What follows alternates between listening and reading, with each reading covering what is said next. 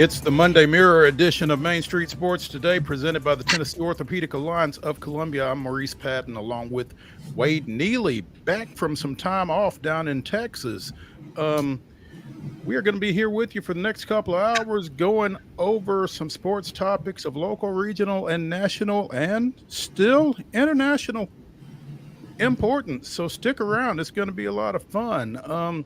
Looking forward to visiting with Chris Lee in the next hour as we talk a little college football, and with David BOCLAIR of the Nashville Banner in the next segment as we talk a little professional football. So a couple of guests I've spent a lot of time with in press boxes over on West End back in another life, but looking forward to visiting with both of them. Also looking forward to getting an update from Wade, who again was out of pocket the last couple of days last week down in Texas. Wade, welcome back. Good to be back. And, we were discussing everything is bigger in Texas. I'm here to confirm, and everything is hotter in Texas. It was like 103, 104 every day. Not a lot of shade, and I think even the shade. We were hoping you were hydrating properly. I was doing the best I can. The good news is I went to the CrossFit Games where folks are imbibing in basically two beverages, and that is water and coffee. And so the water was plentiful, and everybody was staying hydrated to the best of their abilities throughout the weekend. But I mean, man, 104, there ain't no running from that, really. I mean,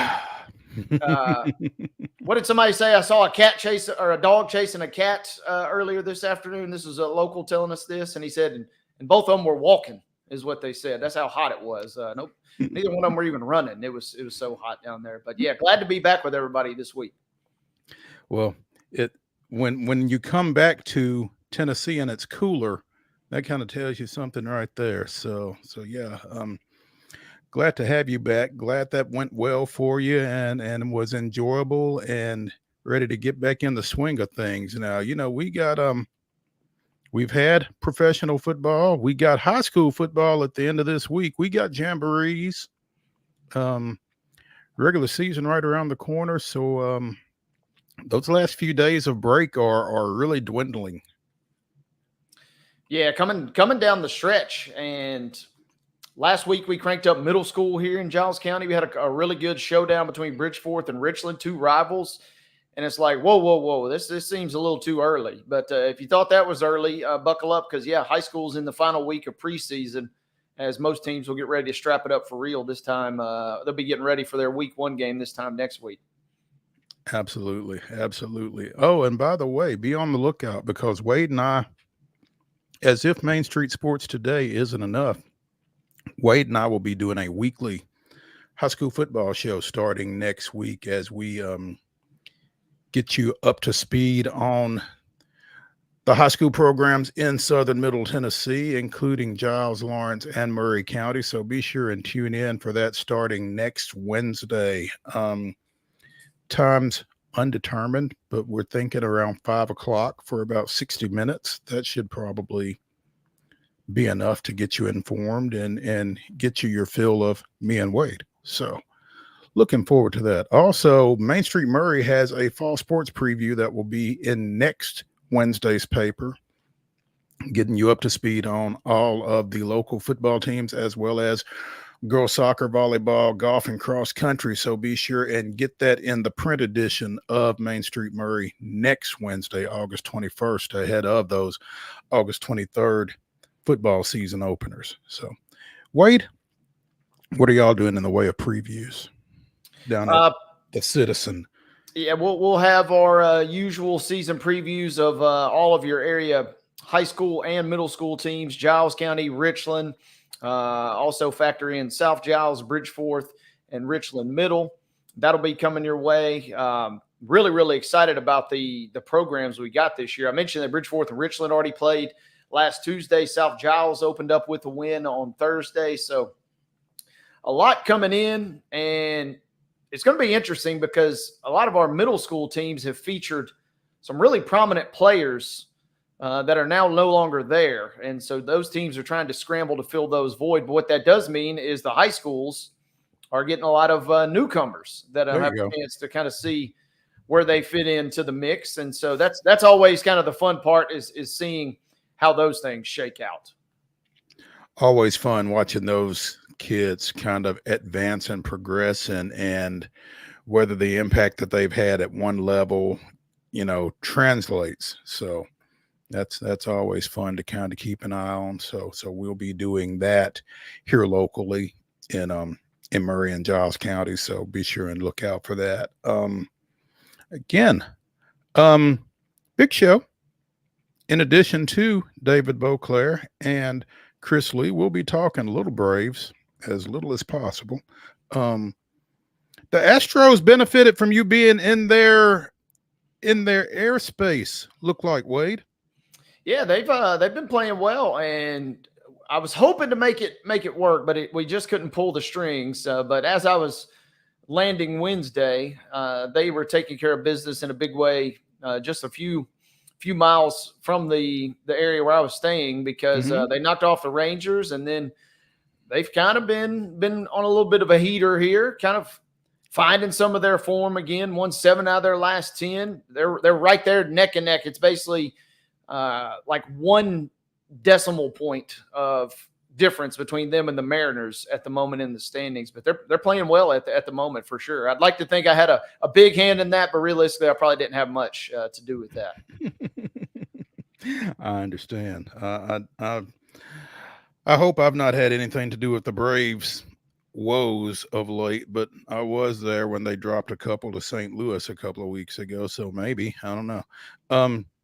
Anyway, speaking of Braves, Astros, with no further ado, let's go ahead and get to yesterday's results, this weekend's results, and today's schedule on the rundown. This is the rundown.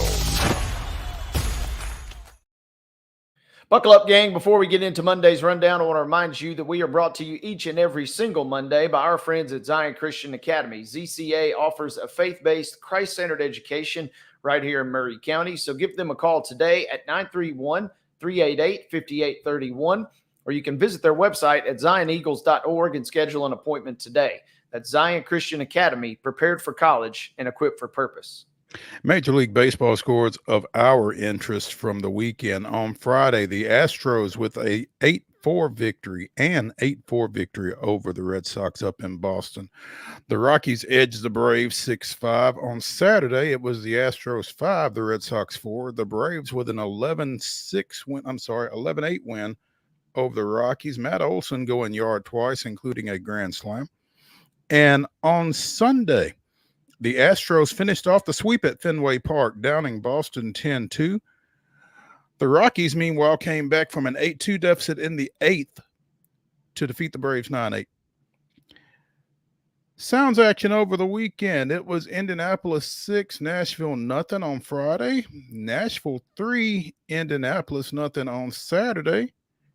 And again, Nashville 3, Indianapolis nothing on Sunday. So some solid pitching performances by both teams over the weekend over at First Horizon Park. Preseason NFL action this weekend over at Nissan Stadium. The Titans took care of business against the 49ers, 17-13. Again, we'll be talking in the next segment with David BOCLAIR of the Nashville Banner a little bit more about what took place out there. To the schedule we go. A couple games on the docket this afternoon. Major League Baseball action. The Astros are visiting the Rays. First pitch comes your way at 5:50. Game can be seen locally. And at 8:45 tonight, it'll be the Braves at the Giants. That game can be begins at 8:45 p.m. That'll be broadcast on MLB Network. Can also be seen on Bally Sports South. Once again, Astros at Rays at 5:50. And Braves at Giants at 8:45. That is today's schedule, and that is today's rundown.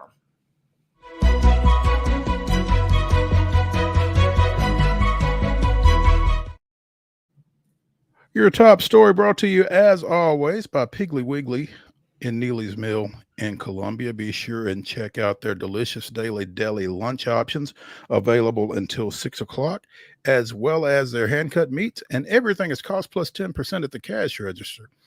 Piggly Wiggly, Neely's Mill, Columbia, bringing you our top story. And NASCAR coming back from a 2-week layoff, got some fireworks late up at Richmond as Austin Dillon claimed his first win in almost 2 years, much to the chagrin of Joey Logano and Denny Hamlin, among others, because both of them got spun late in Dillon's quest for the checkered flag, which was successful on his part. And as you might expect, a little irritating on theirs. I hate to do that, but sometimes you just got to have it, Dillon said. And again, this was his first win since Daytona of 2022 back on August 28th. So, you know, desperate times call for desperate measures, I guess, right? Mm-hmm. Yeah, we've talked to Heather Williams of WCYB out of Johnson City. You know, we're coming down the stretch here. This was the first of 4 races remaining before the playoff field is set, and Austin Dillon was not in. Austin Dillon is now in. So, I mean, again, sometimes you got to have it, and that's what he did. Went out and did what he had to do. So, I mean, he's in the playoffs, but I'm not sure that Denny Hamlin or Joey Logano, well, I am sure they're not very happy with him, and I don't know how that plays out here over the next bit, but went to overtime. Logano was in front. Dillon spun him. It's ridiculous that's the way we race. Unbelievable. I get bumped and runs. I do that. I would expect that, but from 4 car lengths back, he was never going to make the corner, and then he wrecks the other car. He wrecks the 11 to go with it. What a piece of crap. The 11 car being Denny Hamlin. He's going to be credited with the win, but obviously he's just not going to go far.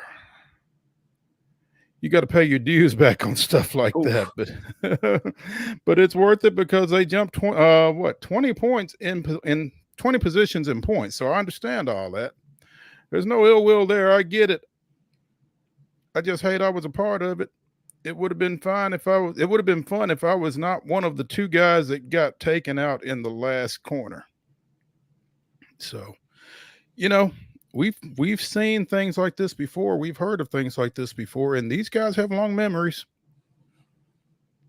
So, yeah, wouldn't be shocked. Little retribution, a little payback down the stretch, and you know, Dillon did what he had to do. It sounds like, and I love that they say, you know, hey, it would have been fine if I would have been a part of it. I mean, there you go. It kind of tells you all you need to know, right? I mean, it's all about the personal interest.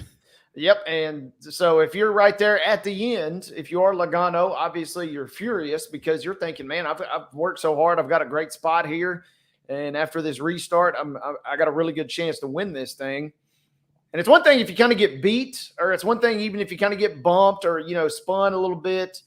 But, man, I mean, it looks and sounds like a little more than that. It sounds like Dillon just went, you know, full throttle and just said my way or the highway type situation. And there had to be some wreckage to be cleared there. And Logano and Hamlin kind of paid the price.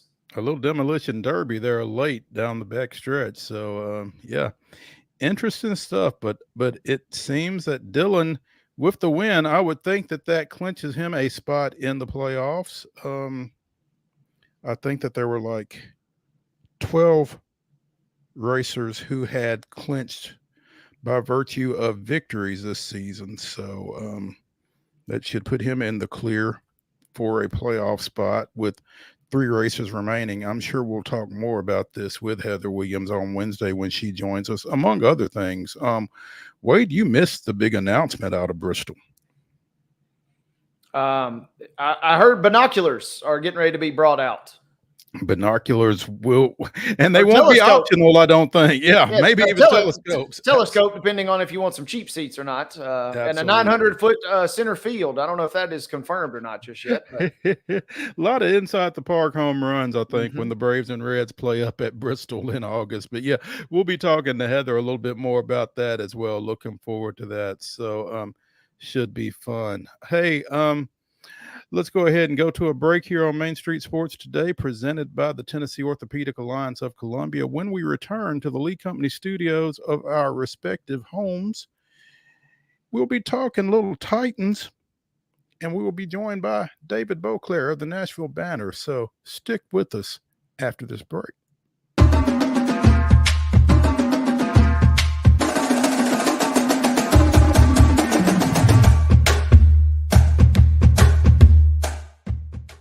Whether you're an athlete or a weekend warrior, when it comes to your performance, don't settle for anything less than excellence. We're proud to announce that Mid-Tennessee Bone and Joint Clinic is now Tennessee Orthopedic Alliance of Columbia, where we are redefining sports medicine and orthopedics. Tennessee Orthopedic Alliance's team of expert sports medicine physicians understands the unique demands of your body. TOA Columbia specializes in personalized orthopedic care, offering state-of-the-art treatments for everything from sports injuries to joint replacements. Learn more at toacolumbia.com. He shoots, and he scores!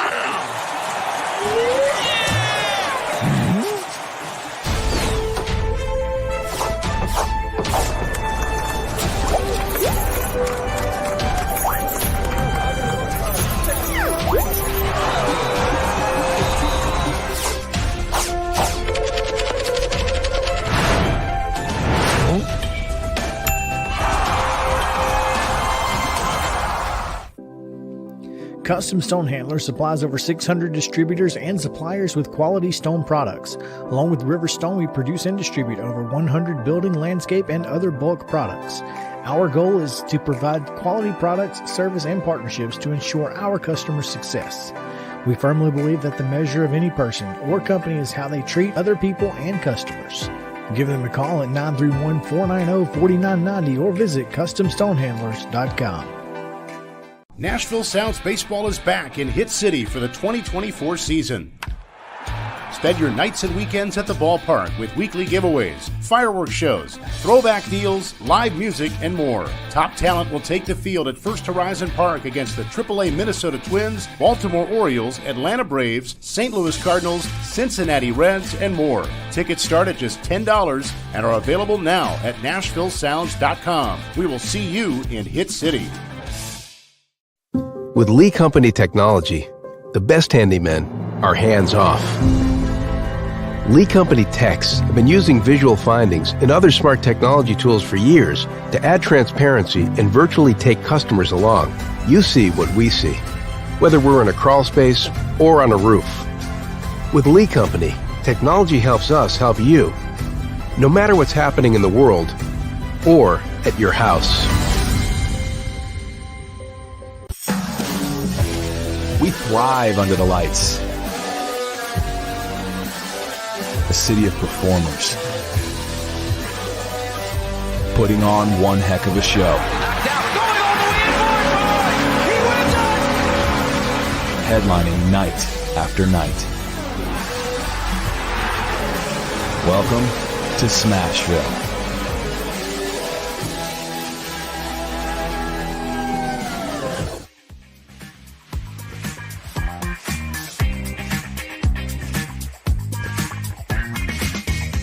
Welcome back to the Monday Mirror edition of Main Street Sports Today, presented by the Tennessee Orthopedic Alliance of Columbia. I'm Maurice Patton along with Wade Neely.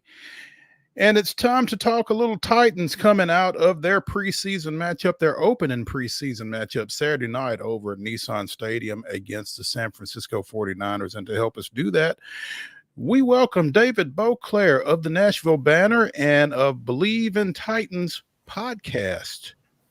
DB. Gentlemen, how we doing? What's up? We're good. Where's the match, man? I'm looking for the match. I don't see the match. The match is not a in-house sort of thing. It's an exterior affectation, I guess we'll call it.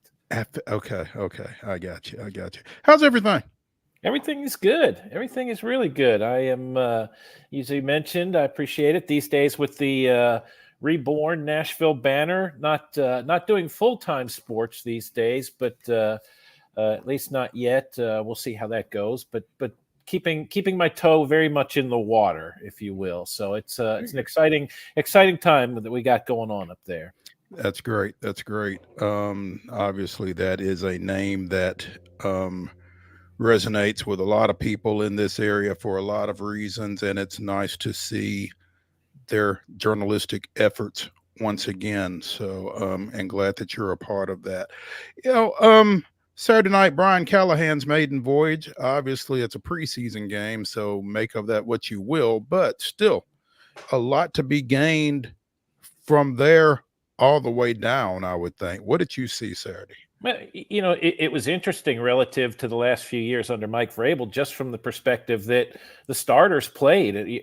Virtually all of the starters played who were healthy enough to do so, other than Jeffrey Simmons and Harold Landry. So, from that perspective, they looked pretty good. Now, none of San Francisco's starters played. A lot of them are hurt, and other guys they just decided to hold out. So I think if you're the Titans, what you want to say, did our starters look better than their backups? And, for the first quarter and one play, Titans outscored the 49ers 14-7.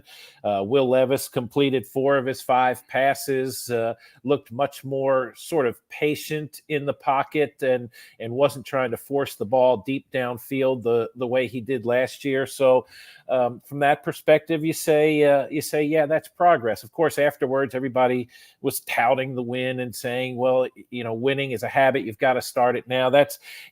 That's all well and good, but I was in Dallas living and working in 1989, which was Jimmy Johnson's first year, when they go 3-1 in the preseason, and everybody's all excited and talking about, wow, look at what an impact Jimmy Johnson's making right away, and then they go 1-15 in the regular season, right?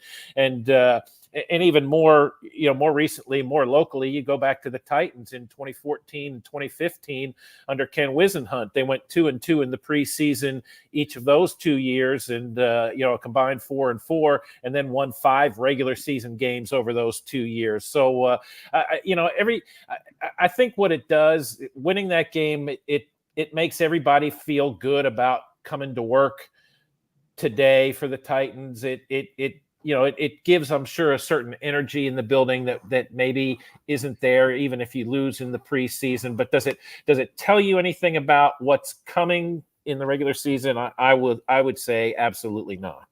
Yeah, I always love to bring up the fact that the 2008 Lions went undefeated in the preseason and then went defeated in the regular season. So, you can find examples of that all over the NFL. That's exactly right. And so with that being said, other than maybe Levis and some other guys that you just mentioned, who else either stood out or maybe made a positive impression in your mind on an individual effort from Saturday? For what it's worth, one of the guys I was really interested to see was Malik Willis. What a different coaching staff, a different perspective on his skill set, how that would look. And I thought he looked better than he has looked the previous 2 years. In that he looked much more comfortable in the pocket. When he did scramble, he wasn't running around just to run. He knew where his escape lane was, which I think was a big step forward. Now, am I saying that Malik Willis is ready to be a starter in the NFL? Absolutely not. But I thought he looked. I thought he's showing signs of improvement. It'll be interesting to see if it's enough for him to stay on the roster. The young cornerback Otis Reese, who got a lot of playing time early because neither of the 2 starting cornerbacks, Chidobe Awuzie or L'Jarius Sneed, played in that game. I thought he was a guy who looked very comfortable, didn't look out of place. There was one deep ball where he could very easily have committed pass interference. And, it feels like if I'm an offensive coordinator these days, I'm throwing a lot of deep balls because it almost feels like better than a 50-50 shot that you're going to get a pass interference call, right? And he stayed really patient as the ball was in the air. When the ball arrived, grabbed the arm, knocked it down. It was, for a team that has been trying to find sort of young depth cornerbacks in recent years. A guy like Trey Avery's getting another opportunity. I don't know that he's much better than he's been. I thought it was a really good start for Reese. Yeah, it's interesting you mentioned Reese because I wanted to ask you about Jarvis Brownlee. That's a kid who's gotten a lot of attention through camp. I'm sorry, Mo. That's exactly who I was trying to think of. I went the wrong name. That's exactly 29. Okay. Yeah, I got my numbers. I got my numbers crossed up. Sorry about that. Thank you for mentioning him. Yeah, that was the play I was talking about. That was Brownlee. And okay, the kid out of Louisville. Yeah, it was. He played terrific in that game, I thought. Yeah, well, just kind of building again on his camp because there have been a lot of positives mentioned about him through the first portion of camp. So good to see him take that, from the class to the grass, as it's local preseason coach for likes me to too, say. right? Yeah. Oh, absolutely. We're all getting started. Yeah. It's a bigger, back in my younger days, I by this point I would know all 90 players on the roster without fail, and it gets a little harder with each passing year. That's too much. That's too much, especially considering that almost half of them are going to be gone by the time it matters anyway. So yeah, we're all good. But David, you talk about wins and losses in preseason, and it's hardly worth the wins and losses to keep up with it. But I would think for a first-year coaching staff like Callahan and these guys, again, getting used to the operations of everything and feeling comfortable with how all of that is flowing is a big takeaway from Saturday night. Well, yeah, and especially when you're talking about a head coach who, one, has never been a head coach, and two, has never been a play caller, and is doing both of those things at once. You've got a defensive coordinator who's not been a defensive coordinator. You have a special teams coach who's not been the special teams coordinator. And Brian Callahan talked about it after the game, and he said there were a couple of plays where he felt like he was too slow getting the call in, and he needed to be better about that. He talked about listening in on the defensive conversations at points on the headset, and he felt the communication was good there. But I think that's, now you've seen other guys do it. You've seen a guy like Zach Taylor do it, who, of course, Brian Callahan worked under the last few years, go from not having either of those responsibilities to doing them both. And Taylor had his growing pains, but certainly seems very comfortable, very adept at it at this point. So, certainly it can be done, but I would think it's a lot to take on, and he's probably spent a lot of time thinking about how all that works. And you like to hear him say afterward, there were some things I could have done better, and I plan to do better in the future, but now I know. So, and that's kind of one of the things that's been refreshing about Callahan too, is his ego's a little smaller than his predecessors. And from a media perspective, it's been a nice change of pace, I guess, just to listen to the kind of the way he goes about his job. Refreshing was kind of the word that I was getting ready to pull from. So yeah, it's and it's an interesting change, I would imagine, for you guys in the media corps out there at Ascension St. Thomas Sports Park, because it's not for lack of a better phrase, I guess, it's not as adversarial a situation as it was often the case. Yeah, and to be clear, Mike Vrabel, it wasn't a dislike or a distrust of the media so much. I mean, he's a guy you could step to the side with and have a really good, interesting conversation about. But Mike Vrabel is one of these hyper competitive individuals, and what he was going to reveal, how much he was going to reveal, all that was all part of the game to him. It was a competitive situation, and he was trying to have the upper hand with the media in some way, shape, or form. And the first time Brian Callahan stepped to a microphone and said, "Let me talk about injuries," and he runs down injuries today. You could almost see everybody. Like nobody almost knew what to do. I think it was such a shock. But Callahan, and when I talk about Callahan's sort of lack of ego or smaller ego, you can go back to his introductory press conference in January, and I've always said, be careful of coaches who build their reputations with great quarterbacks, right? And I call it personally the Adam Gase rule, right? Like, who knew who Adam Gase was until he's the Broncos offensive coordinator when Peyton Manning becomes the quarterback out there, right? And then all of a sudden people are talking about Adam Gase like he's a head coaching candidate, and he turns out to be a terrible head coach at two spots, right? So Callahan obviously has comes in having worked with Peyton Manning, having worked with Joe Burrow and Matthew Stafford and Derek Carr, and in his introductory press conference, he did not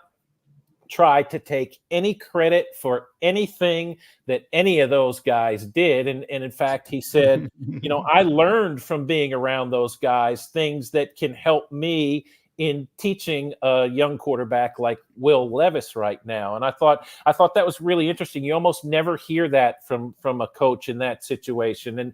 And another thing with offensive guys is they tend to think, well, their playbook is the be all end all of football, and they're going to have a perfect game plan every game because their offense is what got them the job, right? And he was talking about that day that there are going to be games where we're going to have to find the answers.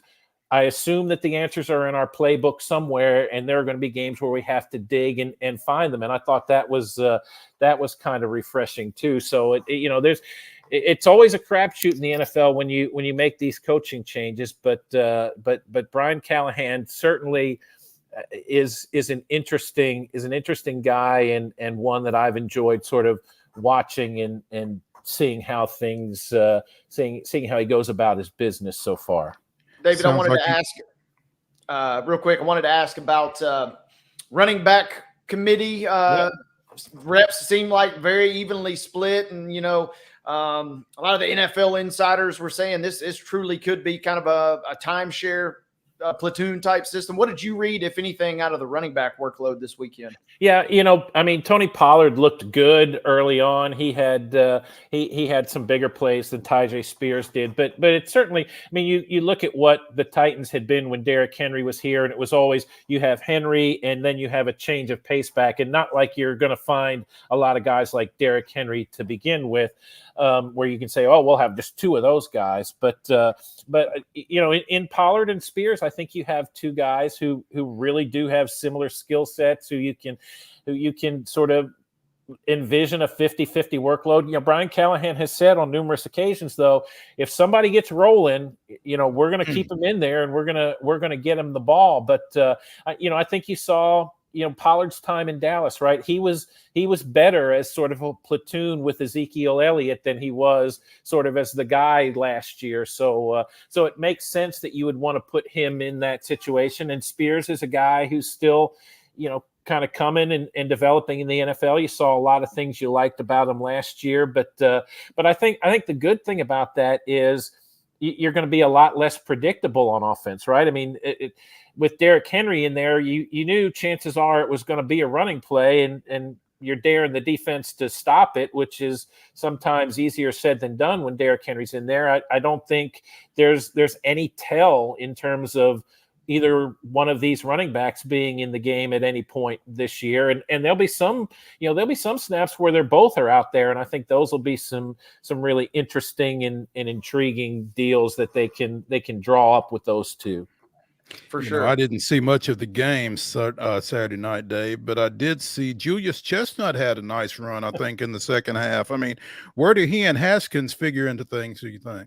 Yeah, it was preseason football for the most part, Mo. But that's an interesting thing.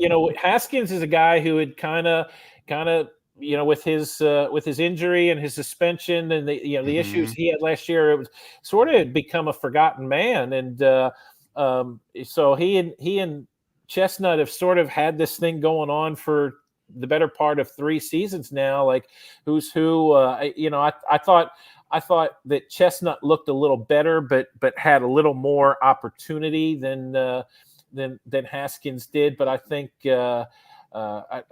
I think Haskins looked a little rusty. Like there was one play you saw him with a little bit of a nifty footwork as a tackler came at him, and he got a few extra yards that some other guys might not have gotten. But then you saw him, I think it was the next play or 2 snaps after that he took the handoff and sort of hesitated for a moment, trying to, there was just that sort of, wait a minute, where am I pressing the hole here? And that'll obviously go away with more reps. I would suspect, if it comes down to a choice between those two, I would suspect that Haskins offers more upside and probably has the edge from that perspective. But Chestnut's a guy who has performed lights out in the preseason the last couple of years. So he has a way of getting people excited about him at this time of year. David BOCLAIR of the Nashville Banner joining us here on Main Street Sports today, presented by the Tennessee Orthopedic Alliance of Columbia. David, obviously with last week's developments, offensive line becomes a little bit of a focus, and again, it is preseason football, but what were your observations with the ones up front Saturday?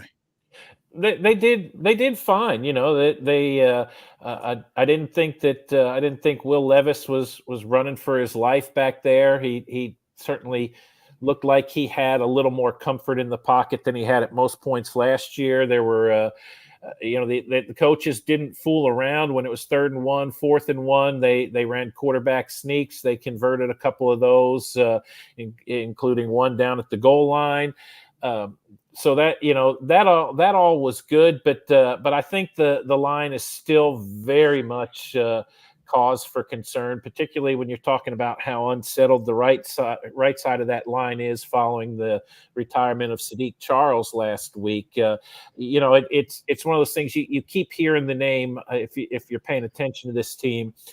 People are talking about Devondre Sweat, the 2nd-round draft pick out of Texas, the defensive tackle, big man, and what a great camp he's having. And it's true, he is, but I keep flashing back to last year when at this time we were all talking about Arden Key, and oh my God, this guy was the steal of free agency, and he's going to have 15 to 20 sacks, and he's completely unblockable, and just look at this guy every single day. And it turned out, well, yeah, it's because he was going against left tackle Andre Dillard every day, and Andre Dillard couldn't block anybody, as it turned out. So as people are getting very excited about Sweat, I tell them, well, the interior of the line is not settled yet, and that could be a factor in why he looks as good as he does right now. So we'll have to, I'm not ready to anoint him Defensive Rookie of the Year just yet. And David, that's always the balance of preseason. I've said that before, even at the high school level. If the offense has beaten the defense, if the defense has beaten the offense, I mean, how do you balance that? What does that mean? Does it mean your offense is really good or your defense is really bad, or vice versa? And you don't really have anything to balance it up with until you go play somebody else. Yeah, and that's one thing people don't realize either in training camp, is that there are some days that are designed for the defense to win, right? Like there are some days that they're going to say, okay, we're going to throw 6 blitzes at the offense that they have not seen today, and we're not going to tell them they're coming. We're going to see if they can pick up a blitz. And then ultimately what's going to happen is there's going to be reports out of camp that day that, oh, the offense had a terrible day and Will Levis was sacked, or Will Levis, threw balls into interceptions when he was being pressured, whatever. And they're going to talk about, should they be thinking about Mason Rudolph or whatever as a starting quarterback?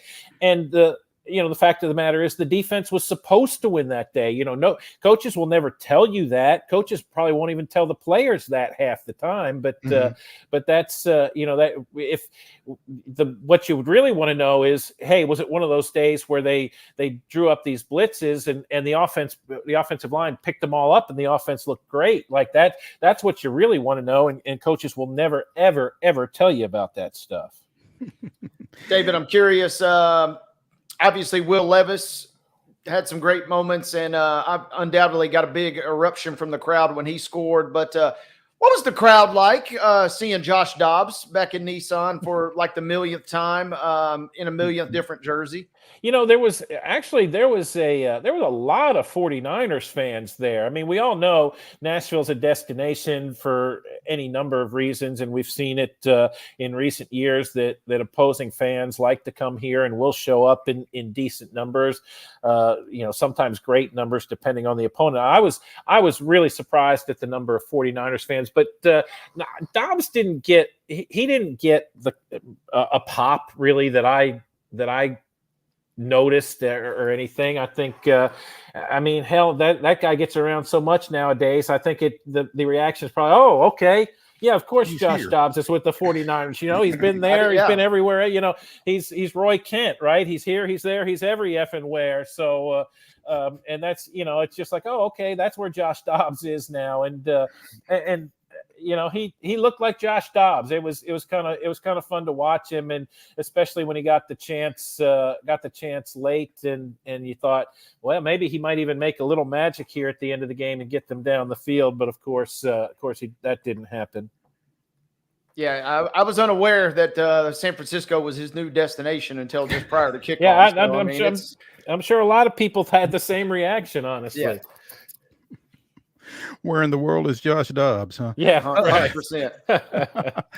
David BOCLAIR of the Nashville Banner joining us here on Main Street Sports today. You can find him at BOCLAIR Sports on that social media platform, however you care to refer to it, X or Twitter. I'm an old guy, so I call it Twitter. But David, we appreciate you spending some time with us this afternoon, and look forward to catching up with you again soon. Oh, thanks for having me, boys. I appreciate it. Happy football season, everybody. Absolutely. And be sure and tell your lovely wife we said hello. I will do so. Yes, indeed. All right. Hey, when we continue from the Lee Company studios here on Main Street Sports today, presented by the Tennessee Orthopedic Alliance of Columbia, we'll be talking a little baseball because, as Wade likes to say, we are contractually obligated to do so. Stay tuned.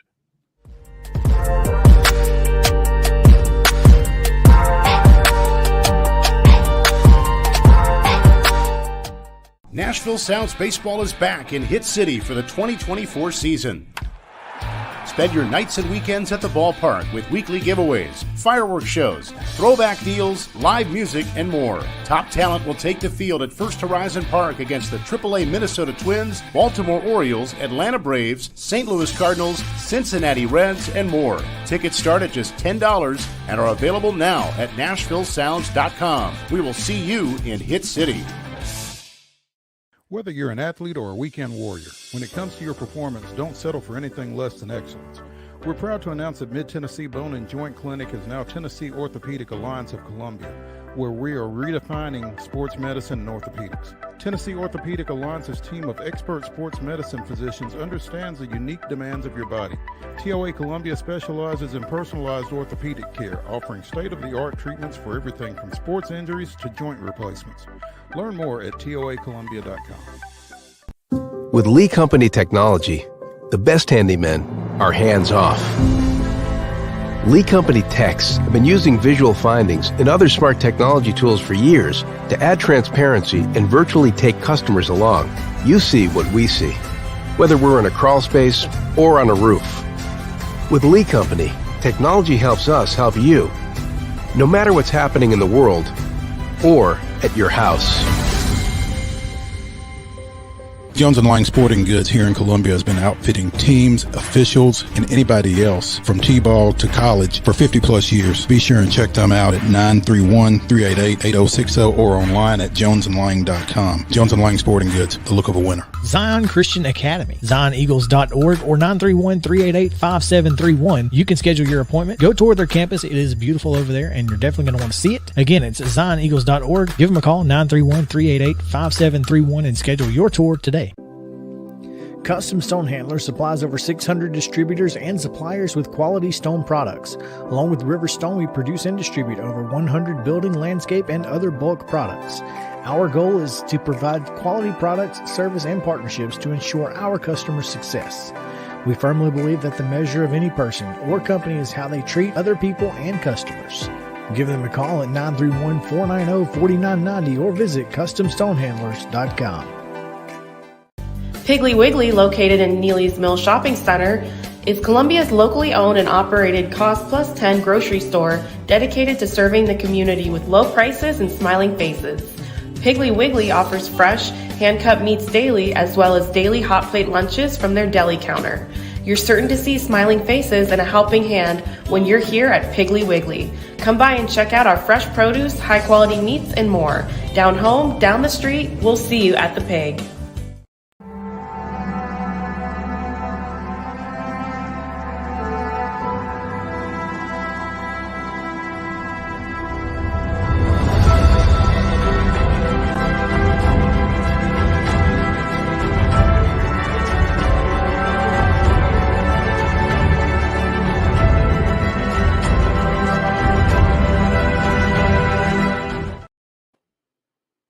August 12, 2011. It was an eventful day at Turner Field as Bobby Cox's number 6 was retired and Dan Uggla hit 2 of the Braves' 5 homers off Cubs starter Carlos Zambrano in just 4 1/3 innings to extend his hit streak to 32 straight games.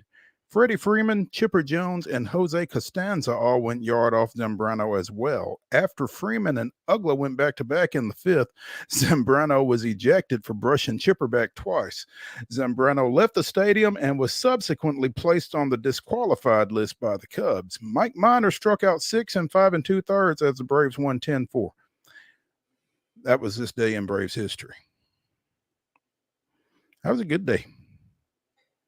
Eventful day. Very much so. You retire the number of the manager who I think has the 4th most victories all time in Major League Baseball history. One local guy extends his hitting streak to 32 games. Another local guy gets the win. Zambrano walks off, never to be seen again. I mean, that's a big day. It's a big day. A big day in a positive way for the Braves, as opposed to many of the last few days. And, you know, if you're a Braves fan, you can answer the question, what's worse, getting beat 16-7 and having a position player on the mound, or giving up 7 in the 8th to lose 9-8? Because they've done both in less than a week. Oof. Yeah. Not a great time for Braves country right now. I think they are 7-14 over their last 21 right now. Still holding on to the number 3 spot in the wild card, amazingly enough. Now, how much longer that'll be, I don't know, because the pitching staff took another hit today. AJ Minter is going on the injured list with a hip situation. Things are just going from bad to worse for this Braves team right now. And people keep wanting to use the phrase rock bottom.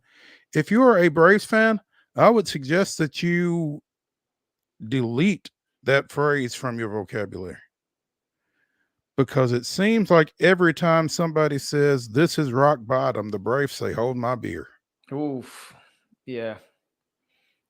When you think it can't get any worse, it inevitably can. So, yeah, I mean, and you felt like maybe they had snapped out of it with that Saturday 11-8 win over Colorado. Again, Olsen with a couple of home runs, including the grand slam. He's been on a little bit of a tear here of late. They get up 8-2 yesterday Jorge Soler hit a couple of home runs. I believe Ozuna had one yesterday as well. So, I mean, it felt like maybe the offense was coming around. You got a nice start from Spencer Schwellenbach as the rookie continues to be solid. And then all of a sudden, the bullpen, which has generally been, solid, if not spectacular, they caved in yesterday.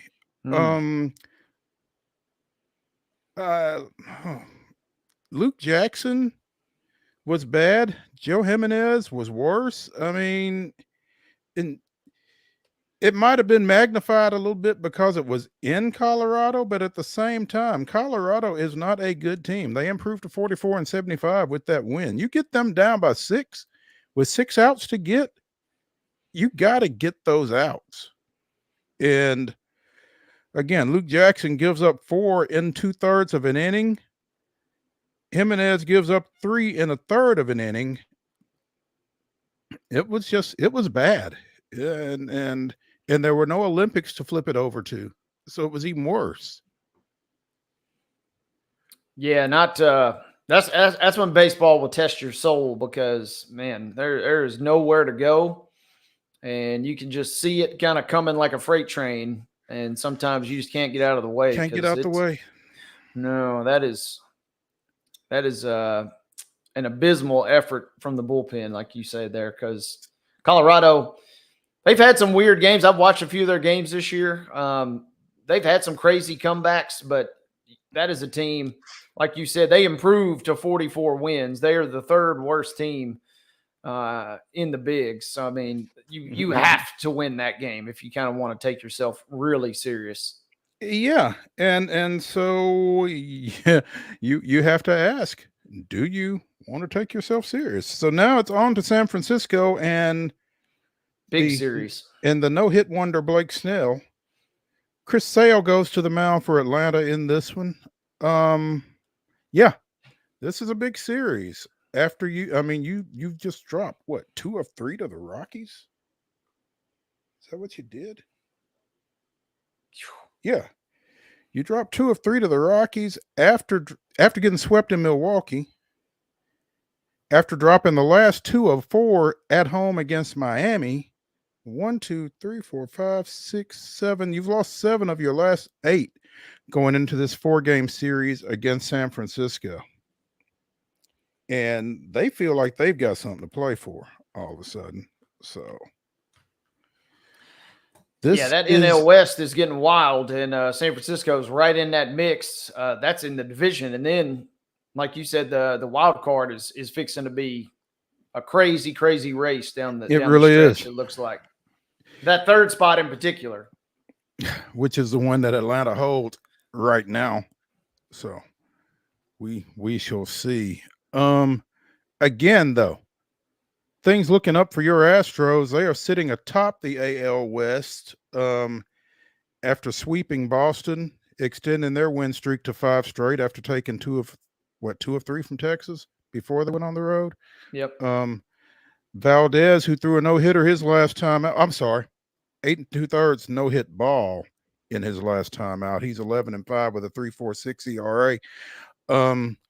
Leads the Astros out against Tampa Bay tonight. That's a 5.50 start down there. Taj Bradley, 6-6 with a 3.07 going for the Rays. And again, Houston's starting to come around a little bit. Yeah, seem to be playing pretty well. They can maybe start clicking a little bit. They'll get some relief as the weeks kind of go along in terms of their rotation and their bullpens. So that could be nice. But yeah, they're sitting there. And I thought once they kind of maybe, you got to give Seattle a little credit, because I thought once they kind of hopped in front of Seattle, that Seattle might wilt a little bit, but they're not really showing any signs of going away. So Houston's got to take all these games pretty serious going forward. And the Rays, they're no slouch. I mean, they're a game over 500, and that's playing in the AL East. So this should be a fun little set. And if Houston can win a couple here, yeah, maybe keep the positive vibes rolling. That'd be clutch. Absolutely. No positive vibes in the south side of Chicago. They stopped that losing streak at 21 with a 5-1 win over Oakland last week out at Oakland, but they have since lost 3 straight. They are 28-91, and they've got the Yankees coming to town starting tonight. Goodness gracious. I don't think it's even a question at this point with what they have played 119 games, so they've still got 43 games remaining. They've got 43 games remaining. If they lose 29 of those, then they are going to match the Mets for the most losses in a major league season with 120. So unless they go 15-28, and that is a winning percentage that I don't think they've seen at any point. 348, that 349 would be the winning percentage that would prevent them from losing 120 games at this point, and their current is 235. So yeah, it feels like they are streaking toward that mark, and you know, you snap one streak, but now you just get a chance to just start a brand new one. It's the way you got to look at things. You know, a chance to, you know, maybe go on another 20-game losing skid. Goodness gracious, man. I mean, that's got to be tough to be that, as people keep using, historically bad. Yeah. I mean, it is horrific. What's crazy? You know, we've talked about Eric Fetty on this show on numerous occasions from his days with the Washington Nationals. At the time he was traded, he had 7 of the White Sox 27 victories. Wow. Yeah, there's not a lot. There's nothing positive to come out of that, because they didn't make any major deals to yield kind of any big prospect haul. I mean, you're just down really, the line. Yeah, they just really set on it, going through the motions with them, and it is not a good roller coaster to be on right now. Yeah, I mean, they were in a situation where, okay, we're bad now, but we don't have to be bad later if we get rid of some of these folks. I mean, how much we're not going to get any better in 2024, but we can move some folks and try to make ourselves better later, and they didn't do that either. So I mean, I don't know what the thought process was or is as far as that goes. Obviously Garrett Crochet had some contractual issues that kind of made him hard to move, but it's odd the way they approached the trade deadline and what they did or did not get done, and it feels like they really did themselves a disservice. But they are, as you said, streaking toward history, and not in a good way. And certainly we'll be keeping an eye on that. So hey, let's go to a break here on Main Street Sports Today, presented by the Tennessee Orthopedic Alliance of Columbia. When we return to the Lee Company studios for hour number 2, we'll talk a little Olympics. Stay tuned after the break.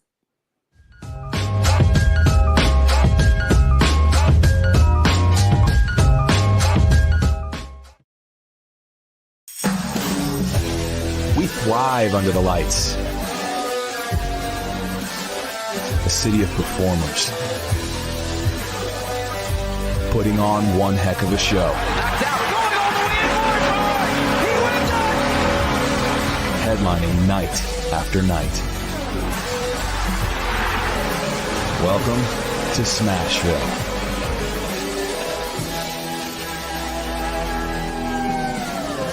Whether you're an athlete or a weekend warrior, when it comes to your performance, don't settle for anything less than excellence.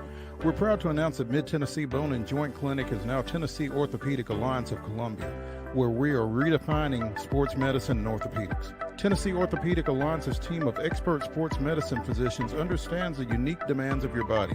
TOA Columbia specializes in personalized orthopedic care, offering state-of-the-art treatments for everything from sports injuries to joint replacements.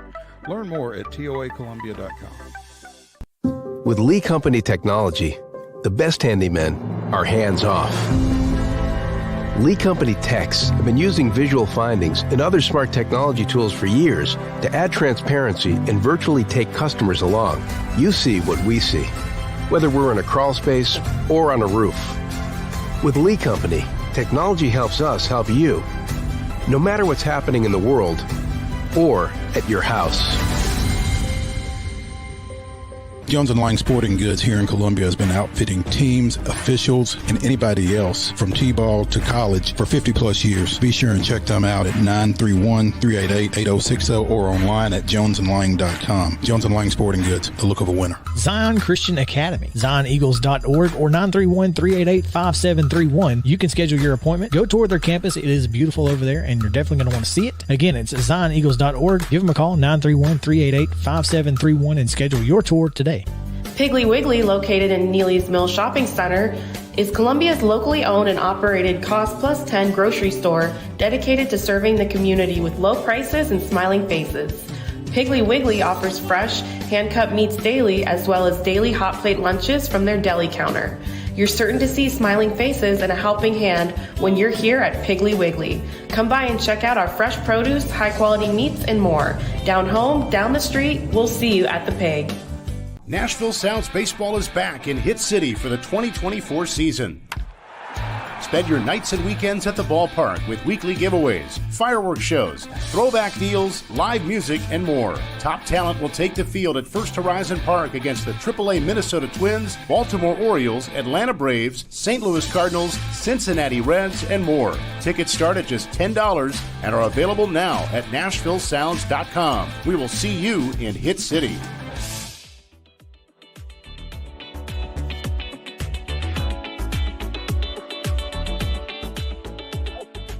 Mirror here on Main Street Sports Today, presented by the Tennessee Orthopedic Alliance of Columbia, starts right now. I'm Maurice Patton. That's Wade Neely. We're coming to you from the Lee Company studios of our respective homes. And Wade, the Olympics have ended. No more Flavor Flav. No more Snoop Dogg. And I'm feeling a little empty. Yeah, I mean, breakdancing was just getting going, and here we go. It's already over. Thank goodness. Yeah. Breakdancing will not be going forward for 2028, and I think it may be just as well. It feels like, it was so fun these last couple of weeks. Whether you were tuning in for a sport that you really knew all the ins and outs of, or you're just locked into the gold medal match in table tennis. It was something that you could just flip on at any given time and find something. And in the blink of an eye, it's all done. Table tennis, handball, field hockey, the rugby sevens. I mean, there was a lot going on, and it was all pretty exciting. Hey, shout out to the U.S. women's soccer team for their performance, and Mallory Pugh Swanson getting it done for them in the gold medal match. I saw a number, man. Of the U.S.'s 120 total medals, I think women athletes were responsible for like 65% of those. I'm looking at an article here on Yahoo Sports. Of Team USA's 40 gold medals, 26 were won by women, who won more than half of USA's medals in an Olympics marked by historic gender parity, it says. So, some good stuff. And the U.S. women, they'll be coming to Geodis Park in Nashville in just a couple of weeks here. For an international friendly versus Iceland. So it was good to see them back. They took a tumble at the World Cup last go around, and the Olympics on the women's side is treated much more at a high level than the men's soccer tournament. So it was a tournament that mattered, kind of like basketball, like we'll get into in a second. It was a tournament that mattered, and the U.S. ladies getting that win after crashing out in the World Cup 2 years ago. This was a nice bounce back for them with a nice younger crop of players that seems like they're seamlessly kind of going to carry the torch for several aging stars that were not participating this go around. 13 Team USA athletes won multiple gold medals. 10 of those were women, including Simone Biles, Katie Ledecky, Gabby Thomas, among others. And that's interesting. I mean, you're talking gymnastics, swimming, and track and field right there.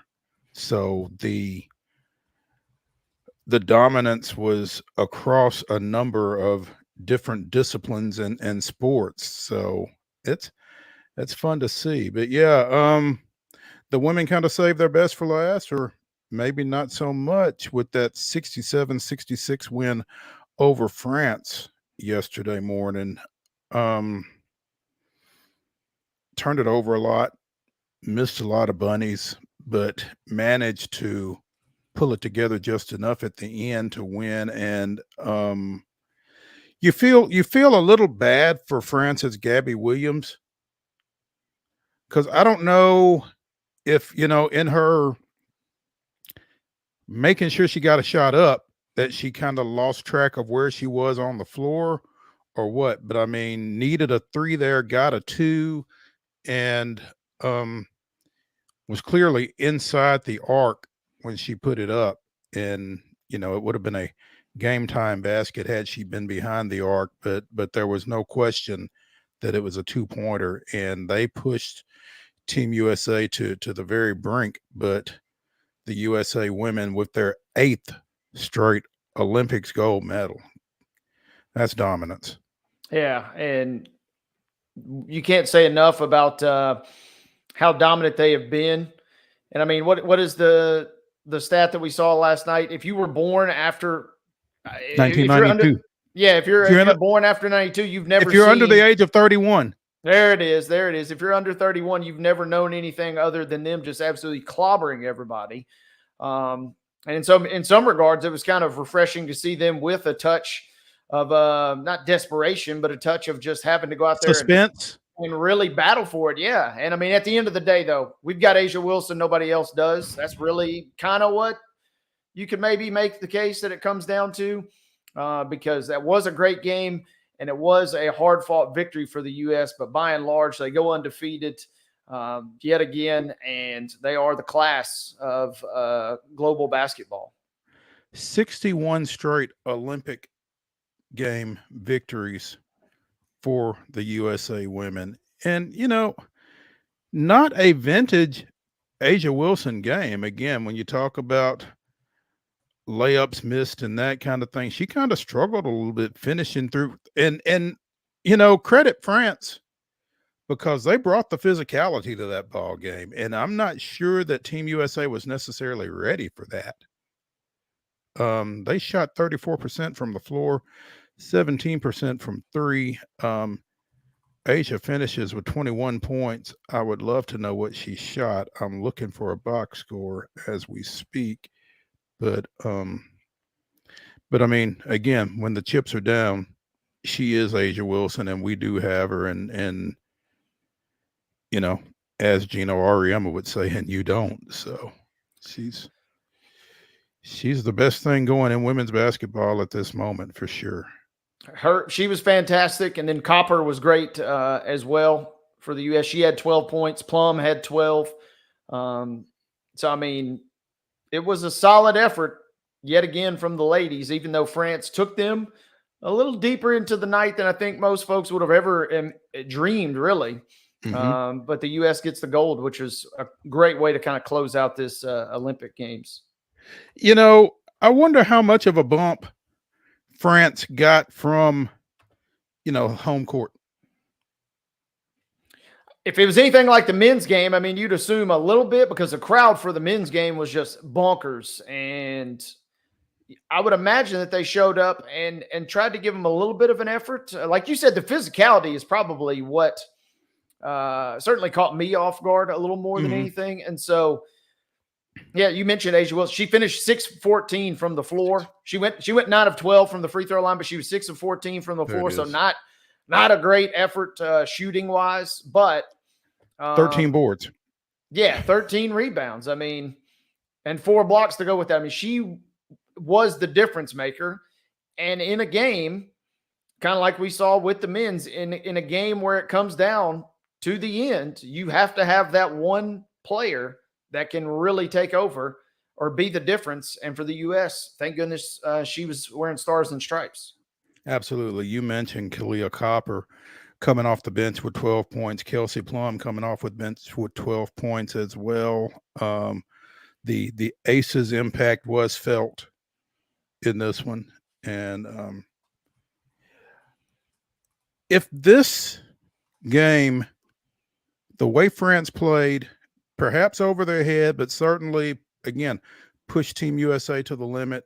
If this game, the way it was played, the way it wound up, if that doesn't help grow the game, then I don't know what to tell you. I mean, that was as good a women's basketball contest as you're going to see. And if you didn't see it, you missed out. On the men's side, Wade, if you won a gold medal but you didn't play, would it still mean something to you? You know, flags fly forever, baby. That medal is going in my trophy case just the same. I'll tell you that much. I just went blank on his first name. But obviously there was a lot of conjecture over the course of the games about Tatum's playing time or a lack of. And I think he played early in the gold medal game against France. I don't think he played in the second half. But, you know, how much of a mark does that leave? There's some thought going forward that this might, you know, cloud his view about whether or not he wants to play in 2028 for Team USA. Yeah, this is the weirdest and wildest kind of subplot after two electric games back to back from the U.S. First versus Serbia and then versus France in the championship. Everybody's talking about Tatum because that's just kind of the way the world works, and this is a wild situation because, I mean, this is a guy that won the NBA championship and then subsequently wins the gold medal all within the span of about 2 months. Mm-hmm. And everybody's kind of feeling some type of way, one way or the other, about the guy. I did find this stat interesting. You know, say what you will about his playing time, say what you will about all that. He went 0 of 16 in his jump shots for his whole Olympic tenure for the U.S. That includes the exhibition games. My man was 0 of 16 from the floor. So it wasn't like he was just absolutely lighting it up and then all of a sudden just got yanked from the games. So 0 of 16? 0 of 16 from the floor. You know, his dad and his parents are getting involved and tweeting and talking about things. I mean, it's just a very, very odd situation for a guy that has won the title in the NBA and then wins the gold, and we're randomly kind of having this public discourse about him rather than really kind of about the status of everything else. That's tough. I mean, that's really, when you throw that out there, and that's the first time I had heard that number, but I mean, that makes it really tough for you to complain about not getting any burn when. And he wasn't lighting it up. I mean, you know, and he had 2 points in the gold medal game versus France. I mean, he got a little tick. ESPN box score credits him with 11 minutes. So, I mean, that's more certainly than he had been playing. But, I mean, on the other end of the spectrum, so the funny thing is we're having this debate about Tatum, but on the other end of the spectrum, Halliburton, who literally played no minutes for vast stretches of this entire thing, had the epic Instagram post last night. He said, I feel like the guy at the group project that got an A, knowing they didn't really contribute anything. They didn't do anything. And didn't do anything and got an A. He's having a blast. That's kind of the role and kind of hope that you have for these one or two guys that don't get a lot of the minutes to kind of just sit back and enjoy it. Instead, Tatum is kind of in this weird discourse. Even saying he's going to reevaluate whether or not he's going to play in 2028 and stuff like that. I mean, it's just very odd all around. It really is. I mean, and when you look at again the makeup of this roster and who your lead horses were, and goodness gracious, Steph Curry, stop it. Um, I mean, who did you necessarily want him to play in front of? That's kind of my fallback when you're talking about all area teams and that kind of thing. When you tell me that somebody needs to be on it, well, who do we need to take off? Who did not need to be on the floor in order for Jason Tatum to be out there? No, I mean there's nobody realistically you could take off. I mean, Durant started and played 31 minutes. LeBron obviously in the point guard extraordinaire role was flawless in this Olympic Games. Booker was a very unsung hero in many regards, offensively and even defensively, picking up guys full court almost every trip. And he was Curry, and Booker was not 0 of 16 on his jump shots. No. And then Curry, obviously, with a virtuoso performance, even by his standards, the last two games. So, I mean, the minutes are limited. And the only other guy is Holiday, who is a just dog defensively. Mm-hmm. So, I mean, Tatum, I mean. Embiid? I mean. Well, Embiid had flashes of brilliance. He played maybe one of the best games of his international career, brief international career with the United States. Versus Serbia. And I mean, there were moments where, I mean, the bad part is you would hope, the old school person, you would just hope that, Tatum would just accept it and just kind of move on. Mm-hmm. But he's kind of, like I said, the parents getting involved and just everything about this is just icky. And, in an alternate universe, what you're doing is you're hoping that Tatum and Brown are sharpening their knives and saying, all right, USA basketball, Brown is sitting there just patting his chair, waiting on Tatum, saying, all right, I've been here waiting back in the United States for you to get back home. We're about to show everybody Let's go when to we work. run it back again this year. Mm-hmm. So that will be the fascinating part, to see if there is any sort of carryover into the regular season in terms of these guys maybe playing with an extra chip on their shoulder. A little additional motivation is just what everybody wants for the Celtics, huh? So. Absolutely. And one more thing, and Curry obviously goes absolutely nuclear versus Serbia, single-handedly wins in the game. And then the last shot of his international career is arguably the greatest three-pointer he's ever launched. Double team, shot clock running down. 3 arms in his face, all taller than him, and he just launches, man. And I saw him getting ready to shoot it, and I'm like, he's not going to shoot that, is he? Yeah, he is. And not only is he going to shoot it, he's going to drain it. Yeah.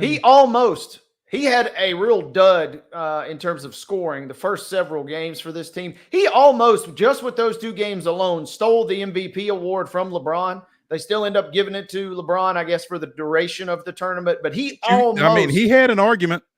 He had an argument. I mean, it was very compelling after they wrapped up yesterday. And LeBron did fantastic throughout the course of the tournament.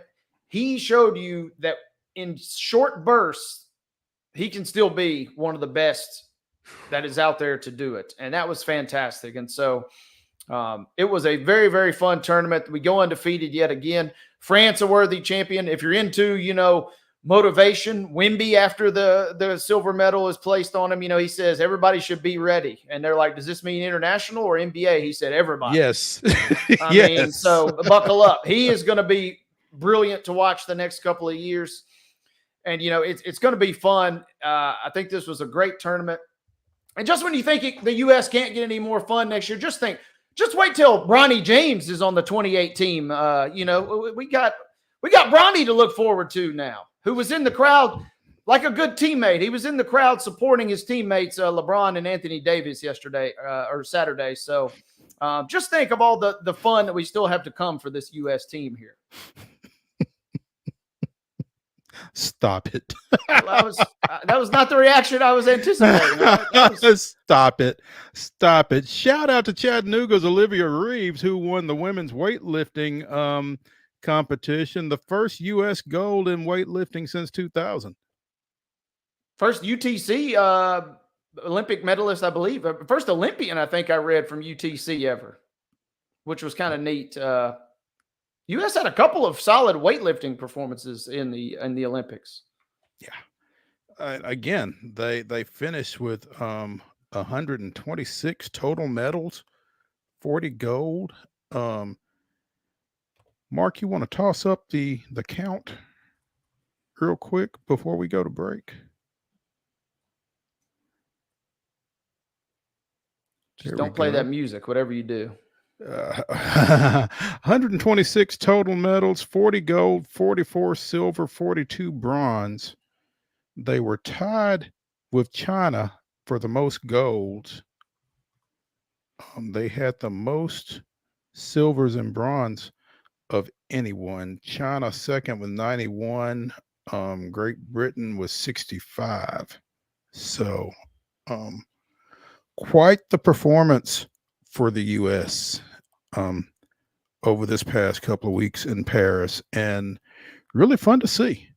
I actually set my alarm for 8:15 yesterday morning to get up and watch the women. And for people that know me, that's an accomplishment, because me being up at 8:15 on a Sunday morning that's not a thing. And so Jody's like, "Why is your alarm going off?" It's like, "Well, I got to get the We got U.S. ball, women." baby. Exactly. This is serious stuff here. So, yeah, that was fun, man. It was a lot of fun. I think I probably paid more attention to the Olympics this year than I have in a long time, and it was worth it. So, congrats to Team USA for their performance, and to these other athletes as well. And I don't know enough about the Jordan Childs situation to get into it, but it sounds ugly, and it's getting uglier. And it sounds like the U.S. Olympic Committee is really supporting her in this situation. And when some stuff becomes clear enough for me to understand it, we can talk a little bit more about it, but it doesn't sound good. So we'll see how that goes. Let's take a break here on Main Street Sports Today, presented by the Tennessee Orthopedic Alliance of Columbia. When we return to the Lee Company studios here on the Monday Mirror, we'll talk a little college football. The AP preseason top 25 came out earlier today, and we will chat with Chris Lee of Southeastern XX. Stay tuned.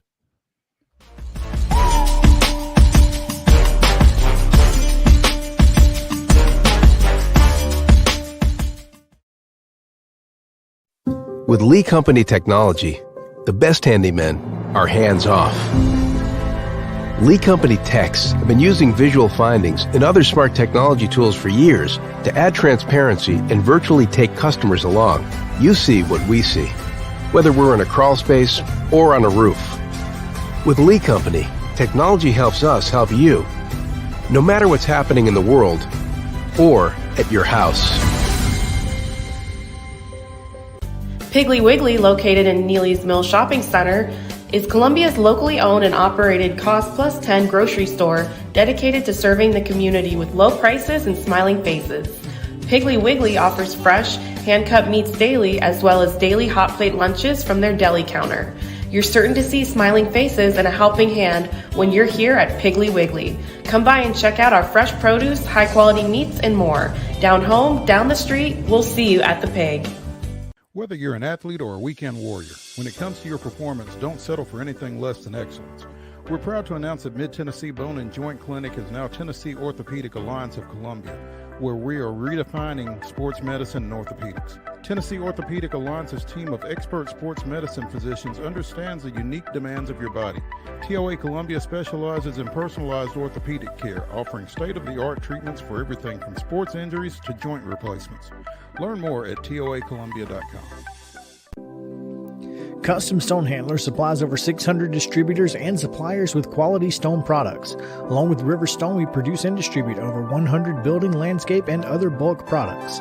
Our goal is to provide quality products, service, and partnerships to ensure our customers' success. We firmly believe that the measure of any person or company is how they treat other people and customers. Give them a call at 931-490-4990 or visit CustomStonehandlers.com.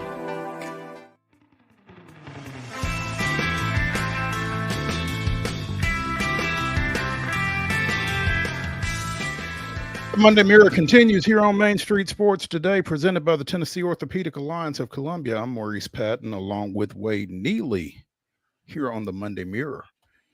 And we are now joined by Chris Lee of Southeastern 16 to talk a little college football, because the Associated Press released its preseason top 25 earlier today. And Georgia, Ohio State, Oregon, Texas, and Alabama are your top 5. Now, if you've been under a rock for the last 3 years, and that means that there are 3 Southeastern Conference teams and 2 Big Ten teams in the top 5. And geography wouldn't necessarily lead you to believe that, but that's the new world that we're in, and that's why we didn't know if it was Southeastern 14 or Southeastern 16 for Chris. But Chris, welcome to the show. Always enjoy getting you on. As you peruse through this top 25 and you see 8 Southeastern Conference teams in it, it's not really much of a shock, is it? I think it's 9, and I think they're all in the top 20, aren't they? Let me make sure I got my math right. Georgia, Texas, Alabama, Ole Miss. That's 4. Missouri is 5, LSU is 6, Tennessee is 7, Oklahoma 8, and A&M is 9. I think I missed Oklahoma, actually. That's well, I think a lot of people do that on habit. Well, I mean, yeah. Yeah. No. Yeah. Okay. So 9 in the top 25, and as you said, all actually in the top 20. So yeah, I stand corrected, and it probably won't be the last time I get corrected on how many SEC teams there are. So, but when you look at that roster, it's almost to be expected, isn't it? Yeah, and if you want to go a step further, you got 4 SEC teams in the top 6, and I don't think any of them are deserving. Ole Miss, of course, number 6. But I mean, this is the way college football is heading. You got 2 leagues that are just dominating everything, and the ACC and the Big 12 still have a little bit of a seat at the table too. And then everybody else, good luck. Yeah, I mean, you look at again the rest of this, like you said, the ACC has Florida State at 10. They've got Clemson at 14. Miami at 19. North Carolina State at 24. And very similar response for the Big 12. So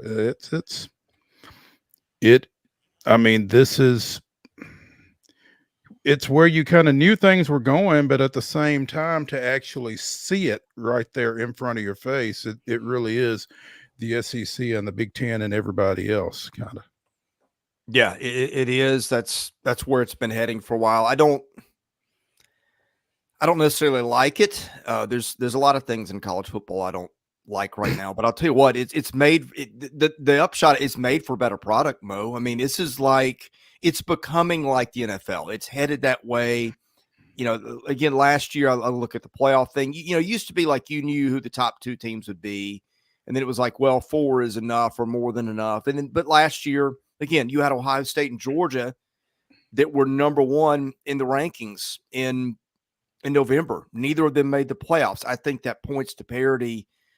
Again, I don't like the way that it's been made, but I do like some of the upshot of it. And I think you get more parity across the board than we've had in a long time. I mean, Georgia's going to be the favorite to win it, but I don't think it's a slam dunk. Mm-hmm. Right. I mean, you feel like any of that top 4 in particular could be number 1. And I saw somebody asking on Twitter last week, how many playoff teams does the SEC get? And 5 seems to be the number. And I don't think there's any question that they get 5, is there? I mean that's a minimum, right? Who knows? We got to let it play out. I mean, you got the whole. I think some of these games this year are just fascinating. I think there's going to be a lot of game. Like it seems like a lot of Saturdays in the SEC in the past. It's been like, okay, there's one, maybe two great games. I mean, maybe if somebody pops up and has got Alabama in their building and they're having a heater of a year like Tennessee did a couple of years ago, maybe that's an interesting game. Or maybe you get an Ole Miss and a Mississippi State where both are in the top 10 like we did a decade ago. Mostly it's a lot of weeks where you're like, okay, you can have Let's get to next week. Yeah, and you could say, all right, who's going to win these games? And 80% of them, you don't have to give it 2 seconds worth of thought.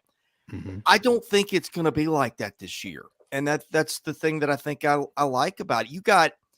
You got 9 teams. Like if you're looking, and I'll pull this up just to make sure I'm not remembering this wrong, but I'm kind of keeping I run a little thing where there's a few polls I like SP Plus, FPI, where they're like, this team is this many points above average. And it's useful if I want to just say, hey, what would happen if you matched up, Michigan and Oklahoma in the playoff? Who would be a favorite? I like to do that. But I think when I ran that, and it's a composite of like 3 different rankings that I like, I think you had 8 SEC teams in the top 16. So, we're talking about the SEC getting 5. If you believe the data, I mean, it's more like, no, you and I both know that is not going to happen. That's absolutely not going to happen. People would scream bloody murder, even if it's deserved. But the point being, that's where the week-to-week thing, I think, is going to be very interesting because, somebody can win a couple of games by a field goal, and that's the difference between, 10-2 and making the playoffs and 8-4 and just kind of a yawn of a year. I think it's going to be that kind of a season. All right.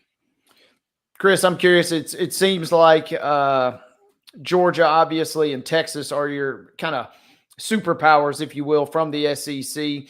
What do you see really, or what does your gut tell you to expect out of Alabama this year? They have a wild schedule, including a random sneaky game at Wisconsin earlier in the year. What does Alabama speak to you this year in your mind? To me, and look, I may sound like an idiot later. You may want to clip this, and I'll be like, man, that's way wrong. Mark, write this down.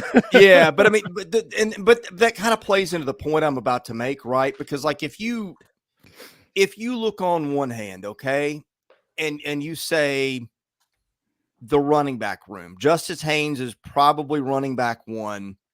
He ran for 168 yards last year. Jamarian Miller probably running back 2. He ran for 201. Their receiving room, their leading receiver in terms of what he did last year was Jeremy Bernard, who played at Washington and I'm not going to say was an afterthought behind the dudes they had, but 419 yards. That's the leading thing they've got in terms of their returning receivers.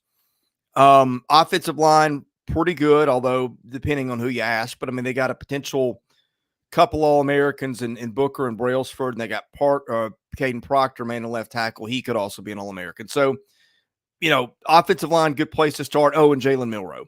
On the defensive side, you look at their defensive line, and they've got some good players like Tim Keenan and Tim Smith, but it's not, if you want to go way back, Curry and Copeland or any of the multitude of guys that Saban put in the NFL.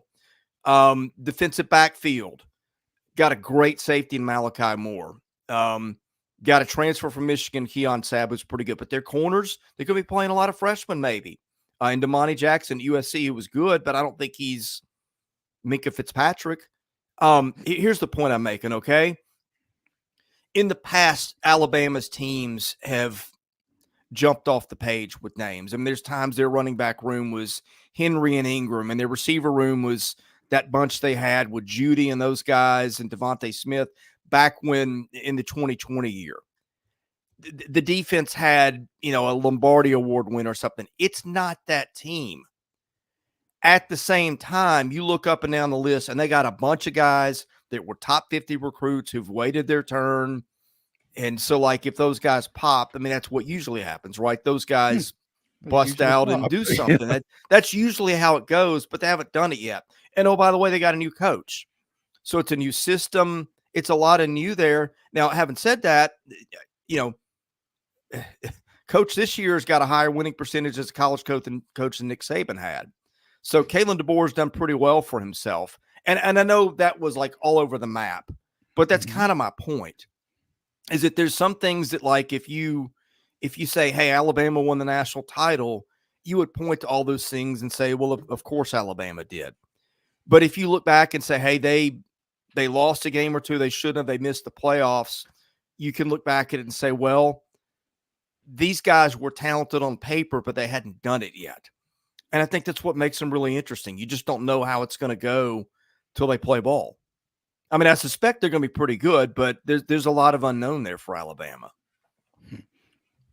And then I was going to say real quick, if some of that unknown, what is the ceiling? Does Alabama's ceiling still potentially equate national title in your mind if things break a certain way, or are they still just shy of that in your estimation? Well, I mean, they're still top 5 by most people, top 10 at the worst. That's a playoff team. Again, last year, you had the 4 teams that made it. The competition was good in the playoffs, and then you had 2 more that, Georgia was the best team in the country, didn't make it. It feels to me like a year. A lot of the computers have got Georgia a good, 3 to 6 points ahead of the field. We'll see how that goes, but other than that, it feels like a year to me where you got a lot of teams that could win it going in. Chris Lee of Southeastern 16 joining us here on Main Street Sports Today, presented by the Tennessee Orthopedic Alliance of Columbia. Chris,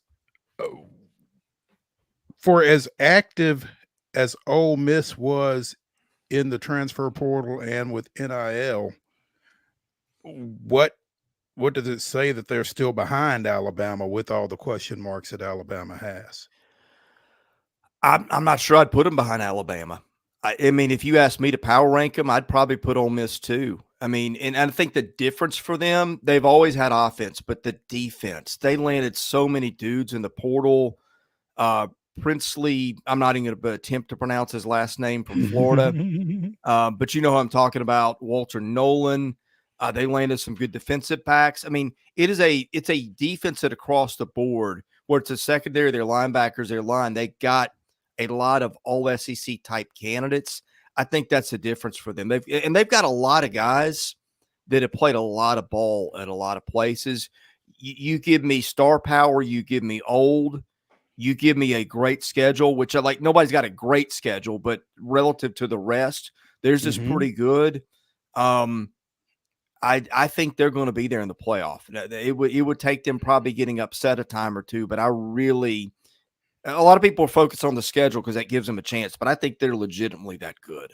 No Bama, no Texas definitely helps them on the schedule this year. Yeah, I mean, a lot of teams would kill for that, right? Yeah. No Bama, no Texas, but also no Quinshon Judkins either. Yeah, they'll go committee this year, and they've got some good backs. It's not, I don't think it's Quinshon Judkins, but I'll tell you what they've got. They got 3 receivers who could be in the running for all conference and an All-American tight end. And if you're just okay at running back, you'll be fine with that scenario. There we go. Chris, is there anyone that we're not? Is Missouri 11 good, or are they just kind of riding last year?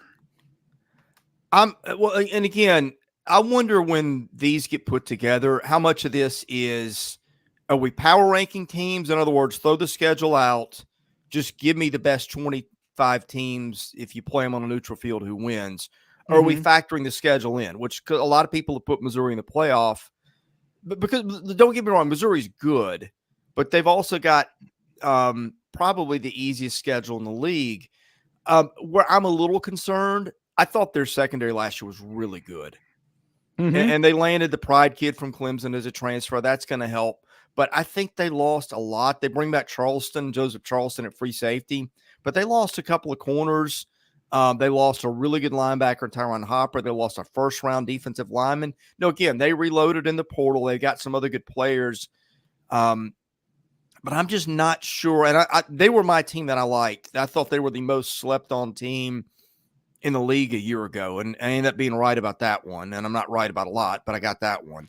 But my point is, I'm not sure their defense. I know they lost their coordinator too. I'm not shocked if they're in the playoffs, but if they're not, I'm not. I think I just probably told you why. Mhm. Okay. All right. When you look at this top 25 and then you look down here at others receiving votes, and you see another couple of ACC teams right there at the top at Louisville and Virginia Tech, and another one in SMU.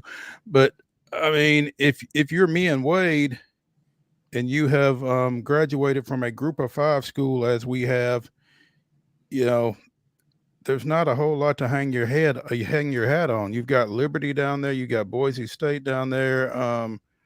It's this new world order is going to be even tougher on your G5s, it feels like. And don't get me wrong, I don't think there's a G5 team in there in the top 25. No, Yes, not in the top 25. State, yeah, I mean that, Is and it one of closer? them's going to get in the playoff, and that's the part that I hate. And I get that we're living in SEC country and the product is great, but I mean, as someone who had a nephew that played in the Mountain West, and I enjoyed watching them play, I kind of hate to see that part of things. That you wreck the rosters of those teams. The offseason just plunder and pillage. I think, yeah, I mean, at the top, it's as competitive and as great as it's ever been. But that's one of the things about how this has been put together that I'm not crazy about. Yeah, it's tough. Chris Lee of Southeastern 16 joining us here on Main Street Sports today. Always a pleasure when we can get him on. And Chris, we appreciate you taking some time with us this afternoon. Yeah, thank you for having me. All right, we will talk to you. Hey, when we continue here on Main Street Sports today, we will wrap things up. The final segment is the grab bag. So stay tuned when we come back to the Lee Company studios after this.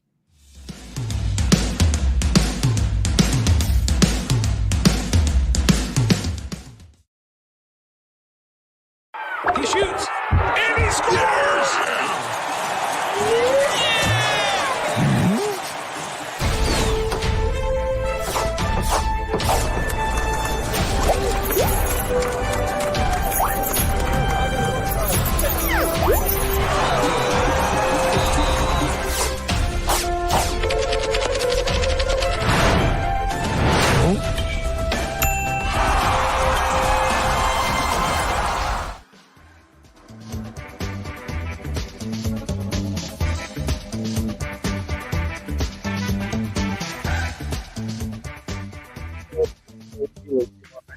Sports today presented by the Tennessee Orthopedic Alliance of Columbia. It's our final segment of the Monday Mirror. It's the grab bag. And as we mentioned at the top of the show, Wade was out of pocket the last portion of last week out in Texas at the CrossFit Games. Wade, was there something out there that we need to talk about?